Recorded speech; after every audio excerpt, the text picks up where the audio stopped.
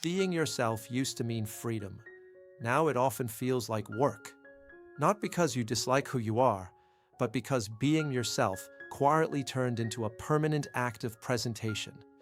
You're told to stand out, to express who you really are, to make your identity visible, because the crowd is anonymous, but individuals are recognizable.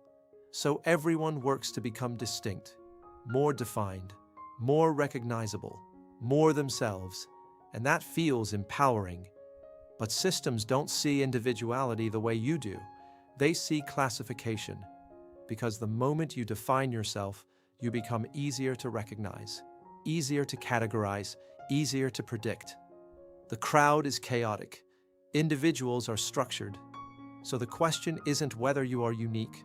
The question is, who benefits when everyone declares exactly who they are? This episode is a structural observation, not advice, not accusation. You are free to disagree. Interpretation remains yours. You were told not to disappear into the crowd, not to follow the same path, not to repeat what everyone else is doing. You were told to stand out, to develop your voice, to build your identity, to become recognizable. Difference became a virtue. Ordinary became a warning. Don't just live. Differentiate. Don't just exist. Define yourself.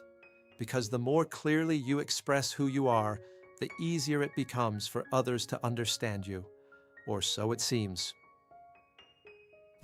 But systems don't need individuality for self-expression. They need it for structure.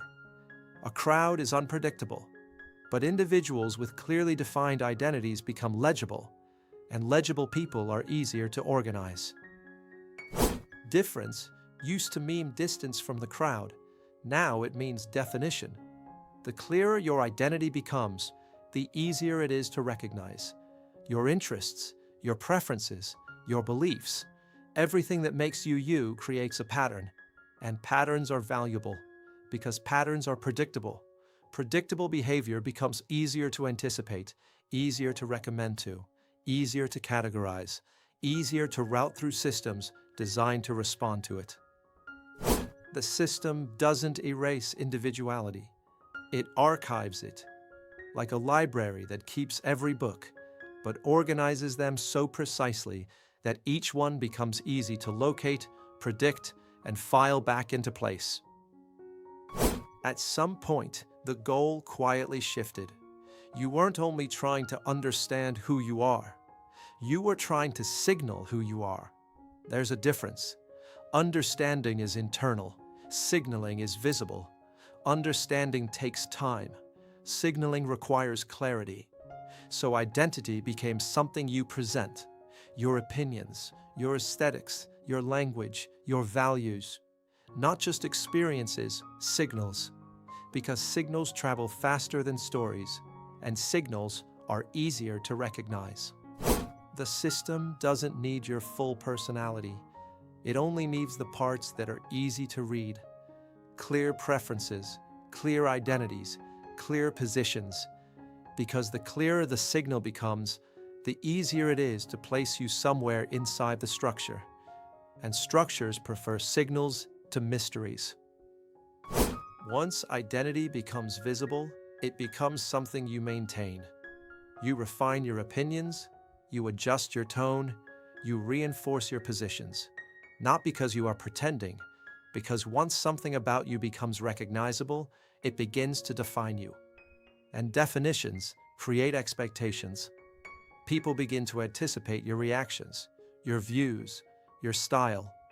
The clearer your identity becomes, the more consistently it has to behave. Over time, identity starts behaving like a brand. Not because you planned it, but because once people recognize a signal, changing it becomes risky. Rebranding yourself means becoming unreadable again, and systems prefer stable signals. There was a time when authenticity carried risk. To speak honestly meant losing something: approval, status, belonging. Authenticity created friction. But the environment changed. Visibility became currency. Attention became measurable. And sincerity became effective. Honesty attracts trust. Vulnerability attracts attention. Clarity attracts alignment. Once something becomes effective, it becomes optimized. Somewhere along the way, people began rehearsing authenticity.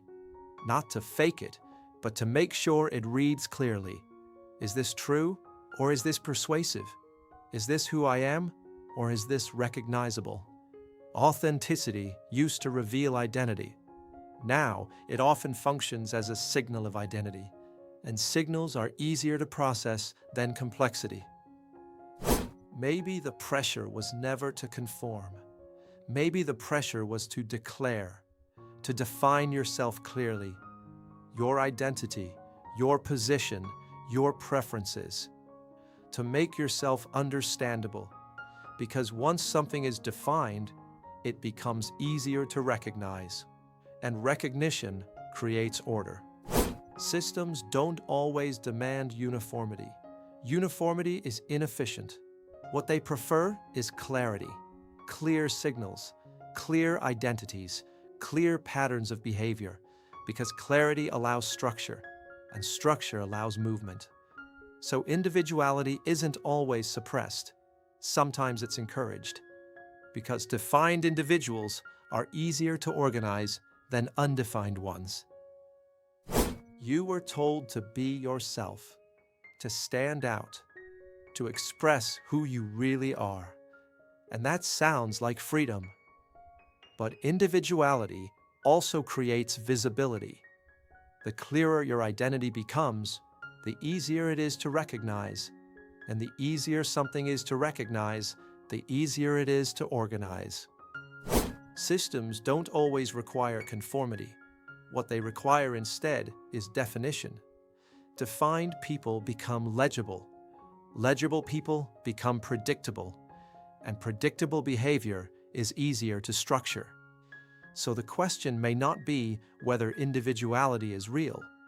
The question might be, who benefits when everyone explains exactly who they are?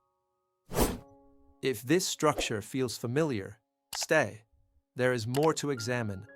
Dark Side Protocol studies the systems behind behavior, identity, and control. Punchline Protocol explores what those same systems do to the human mind. Two perspectives, one structure. Interpretation remains yours.